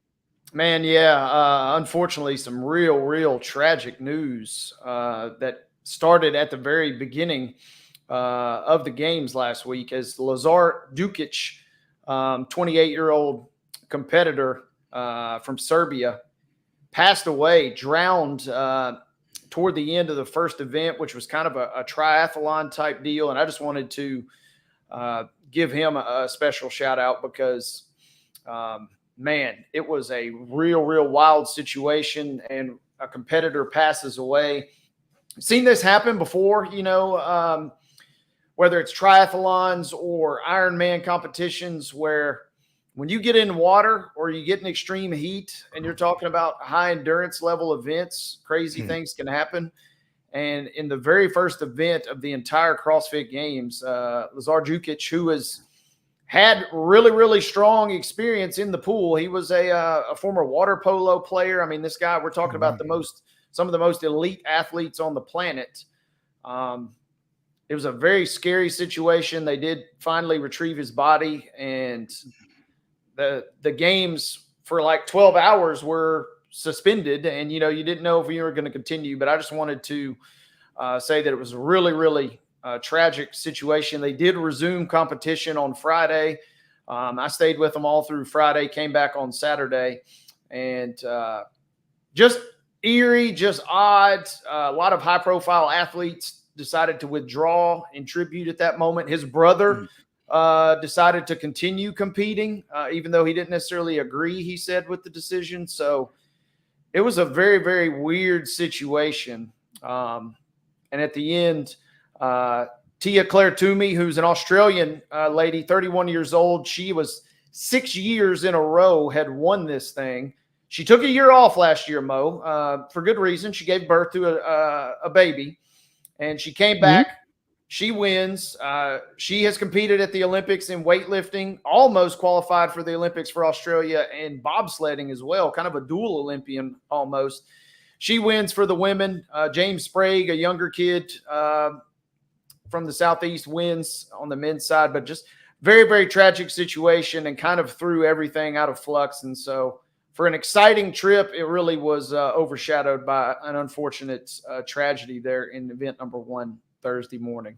You know, that really is unfortunate, and our condolences go out to the CrossFit community. Obviously, that's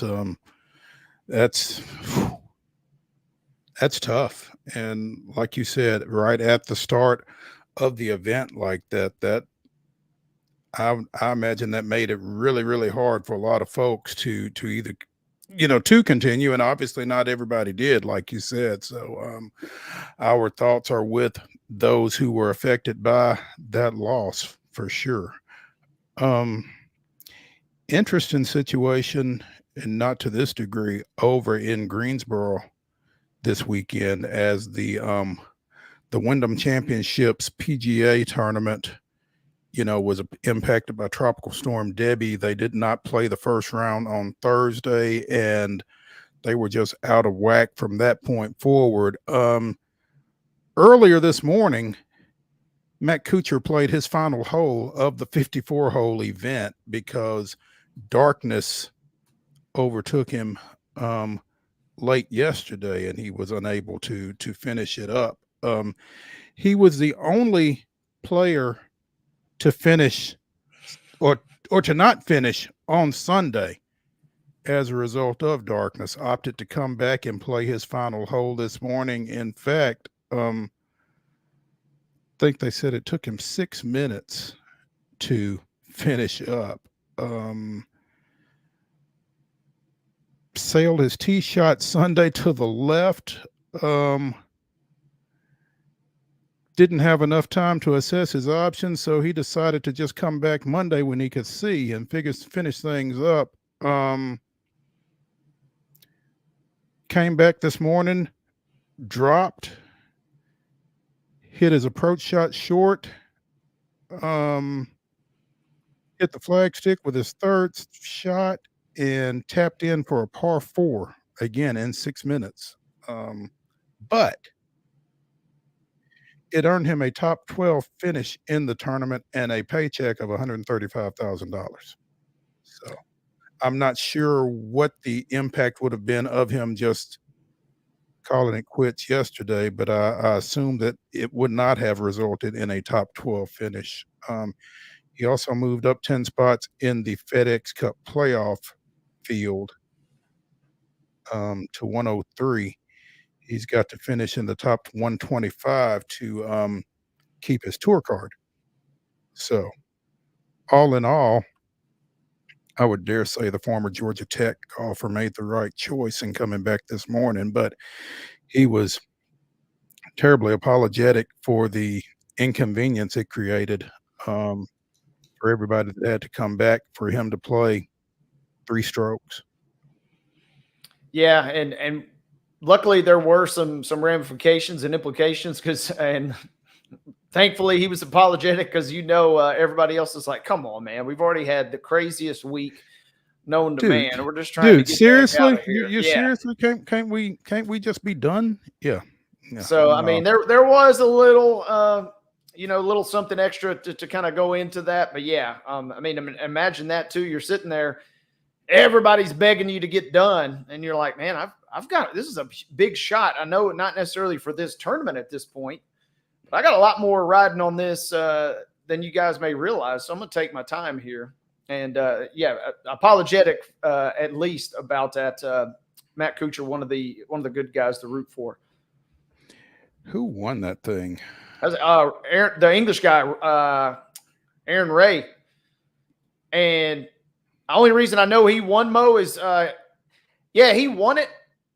But this other guy, Max Grieserman, Mm-hmm. he had a round like you and I probably would have out there. He had a wild stretch yesterday where he had an eagle, followed up by a quad bogey, followed up by a birdie, followed up by a double bogey.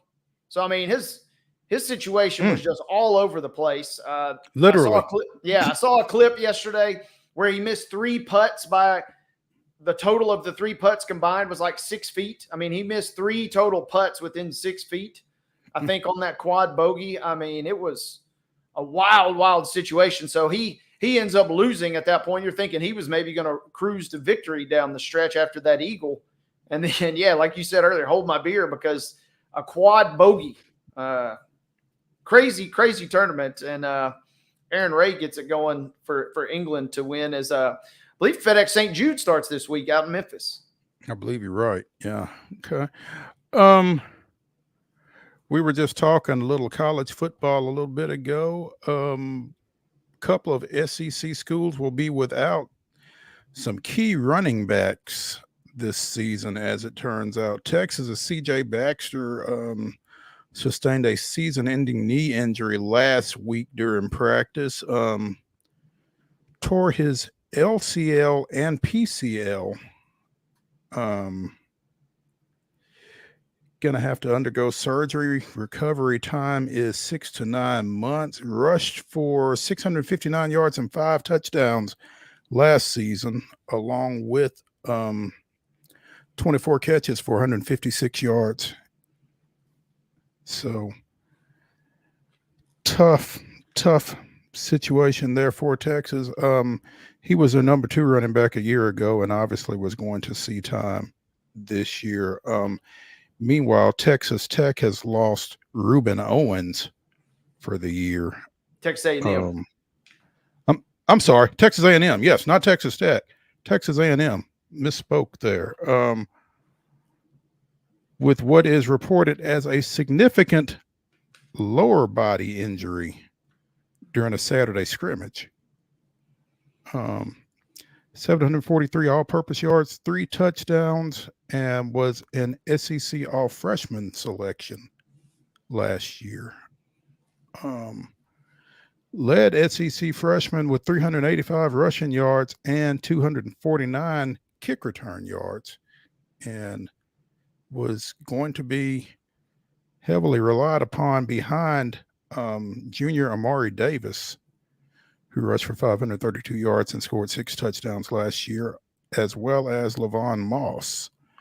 So they kind of had a 3-headed monster going at the run game and lost a piece of that with Reuben Owens. So again, suffered a significant lower body injury Saturday in Texas A&M scrimmage. So that was unfortunate. Mike Elko would not elaborate on what the injury was. I would imagine we'll get more on that later this week on the sophomore. So, yeah, tough deal. And if memory serves me correctly, last year they had their starting quarterback got injured right at the end of camp too. So they've had a couple injuries. And reading this article, I didn't realize that they got E.J. Smith also on their running back room as Emmitt Smith's son has transferred from Stanford. So they got him in the mix, kind of could be frisky. Running back, you hate to say it, but running back is potentially, especially for offenses, certainly Texas, where you're capable clearly of throwing the ball to a great success. That maybe is the one position offensively in terms of skill that you can maybe afford to have a setback, but doesn't make it any easier. That is for sure. No doubt. Wade, you might have been out when we discussed, either myself and David Wilson or me and Blaine Keller. Los Angeles Chargers coach Jim Harbaugh was hit with a 4-year show cause by the NCAA as a result of some infractions impermissible contact with recruits and players while access was restricted during the COVID pandemic. Michigan's honorary captain for the August 31st season opener against Fresno State is former Michigan quarterback Jim Harbaugh. Welcome back to campus, Coach. And it's odd because it's like a tweet that I saw in response to this, Reggie Bush was banned from the USC campus. Is Michigan are they subtly thumbing their nose at the NCAA, or are they outwardly thumbing their nose at the NCAA? Because it's one of the two.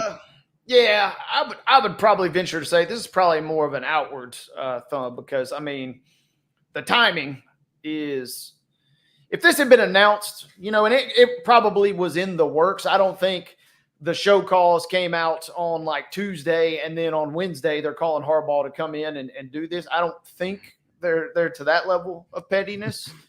Maybe I'm wrong.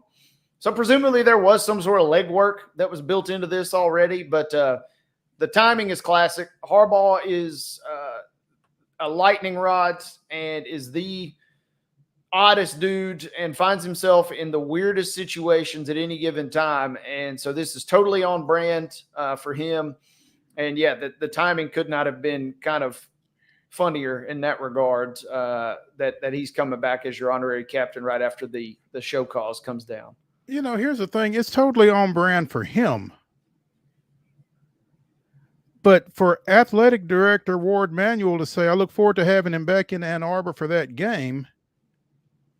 And I'm not sure that the NCAA is done with Michigan, are they? I certainly hope so. We got the COVID protocol situation resolved, and now we've got the Connor Stallions situation basically done. So I thought Sharon Moore still had some stuff hanging out there. I think the question is just how many games he most likely, what I assume is going to be a suspension. And so, that could range from 1 to 3, I suppose, depending on how level of nice they decide to play with the NCAA. Well, if this is any indication. Yeah. So again, yeah, your suspension probably increases a game or 2 here, I would imagine. And, Fresno State, like I said, they potentially, had this in the works, you would assume. I don't know that they're that diabolical. Ward Manuel is probably in some regards kind of glad from an athletic director standpoint, kind of glad that Harbaugh's gone, just not having to deal with a lot of the antics. So the fact that he's kind of he at least gave this one little throwaway line, right? I haven't listened to the pod, so I don't know exactly what all he expounded upon, but it's seems like he probably would be ready to be done with the situation, but at least for now, yeah, feels a little, like you said, thumbing your nose at the NCAA for sure. Yeah, and, as petty as you might like to be if you are Michigan or Harbaugh, I'm not sure that you want to challenge the NCAA's petty necessarily.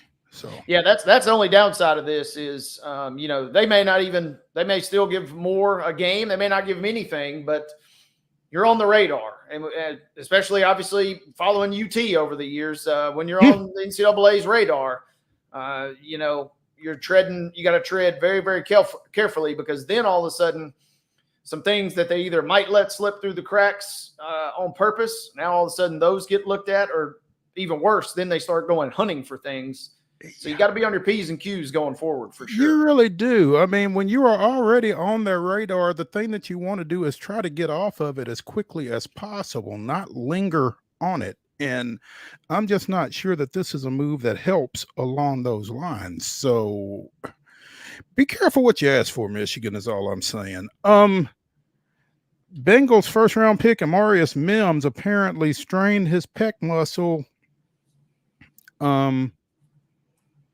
during Cincinnati's preseason game this weekend. Played 16 snaps at right tackle, did not allow a pressure in 10 pass blocking snaps, but again, strained a pec muscle and will be out for several weeks. putting his status for the Bengals opener against New England in jeopardy. Wasn't expected to start early in the year anyway, with Orlando Brown and Trent Brown at the two tackles. But again, number 18 pick overall out of Georgia, you'd kind of like to see him here over this next couple of weeks, and so that's not going to be the case. So hate to hear that.